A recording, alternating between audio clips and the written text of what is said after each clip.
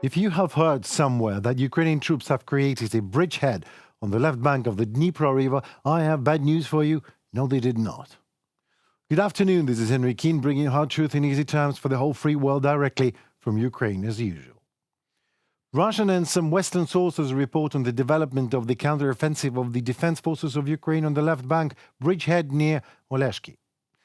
The defense forces of Ukraine have been carrying out combat tasks in the area of the lower reaches of the Dnipro River for a long time by now. There is no cessation about that. The uproar surrounding the hostilities on the left bank of the river is fueled by Russian propaganda. Yes, for its own gain, I am officially noting the Ukrainian armed forces do not have significant successes on the left bank of the Kherson Oblast, and at least those worth mentioning at the moment. Why? Because the information has not been officially confirmed by Defense Forces of Ukraine.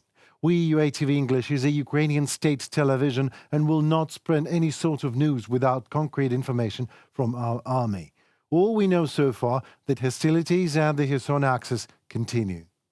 Kherson axis. The Ukrainian defense forces continue to conduct counter-battery fire and strike behind the enemy lines. The Ukrainian defense forces are conducting their offensive operation in Melitopol direction. Ukrainian soldiers have partial success southwest of Verbove, inflicting losses in manpower and equipment of the occupation forces, exhausting the enemy all along the front line. One more thing I want to say. The day our soldiers will free our land on the left bank of Dnipro in Kherson region, you will be the first one to know, my dear audience.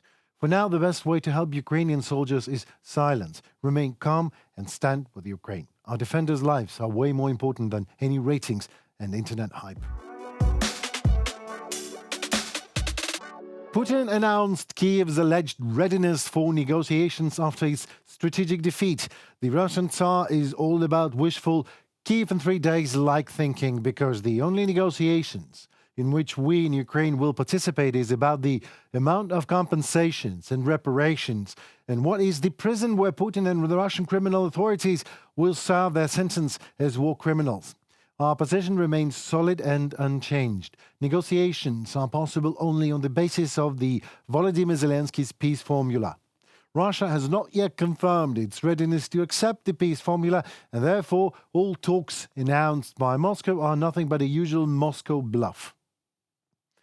The Kremlin's rhetoric regarding the negotiations is an element of Russian disinformation campaign aimed at misleading the international community, while our plans not changed. The Russian plans to destroy Ukraine have not changed just as well. Sustainable, just and long-term peace is possible only on the basis of international law and order, and firm recognition by the aggressor of its responsibility for the consequences of the unjustified war against Ukraine and the crimes of aggression he committed.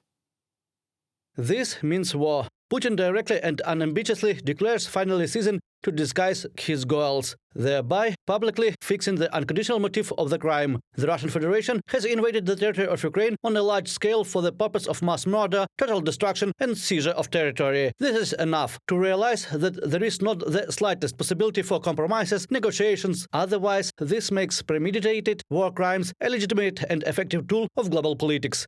Mikhail Podolyak, advisor to the head of the Office of the President of Ukraine on social network X, formerly Twitter. Russia attempts to destroy world international war with as much war zones in different regions as possible. This is no less but a war of attrition against the whole world. The global axis of evil has already been formed, and it will continue to instigate and fuel wars in different regions, no doubt about that. Without solving the root cause of the issue, it is just useless to deal with the consequences. There will be more and more and more evil. The comfortable times of relative peace and prosperity for the whole West are over, and it should be grasped as soon as possible. It is time to contribute in self-defense and human values, survival and security. It is necessary to realize the scale of responsibility and think in terms of a threat to global security. A new level and speed of interaction, decision-making, responsibility and readiness for costs are urgently needed. It is necessary to act immediately, right now, while it is still possible to stop the global offensive of dictatorship, autocracy and degradation. New scale of the Kremlin's nuclear blackmail. Here we go again.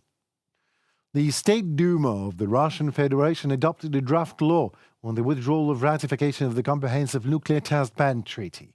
Looks like the decision of the Russian State Duma is another Russian attempt to blackmail the world with a nuclear war. Well, nothing new. Moscow threatens to use nuclear weapons regularly, especially when it suffers another military or diplomatic defeat, which has been happening very regularly lately.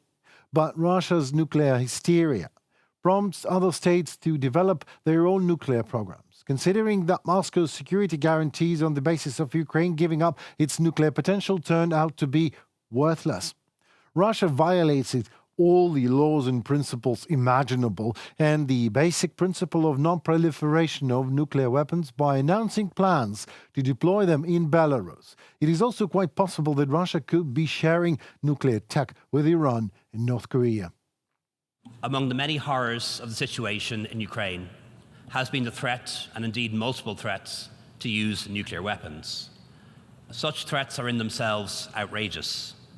Russia knows, as we all do, that their use would result in devastating humanitarian and environmental disaster. Russia is obviously an irresponsible and dangerous manager of a huge nuclear arsenal. Therefore, denuclearization of Russia should be one of the priority security tasks these days for the world, not only for Ukrainians allies, but also for all of humanity. Well, if it likes to survive, of course. It was Henry Keane on UATV English, hoping to give you the hard truth in easy enough terms these hard days in our Today wrap-up. Comment, like and subscribe. Let us know your thoughts in the comments below. Your opinion matters a lot to us. Stay safe and tuned for more. See you very soon.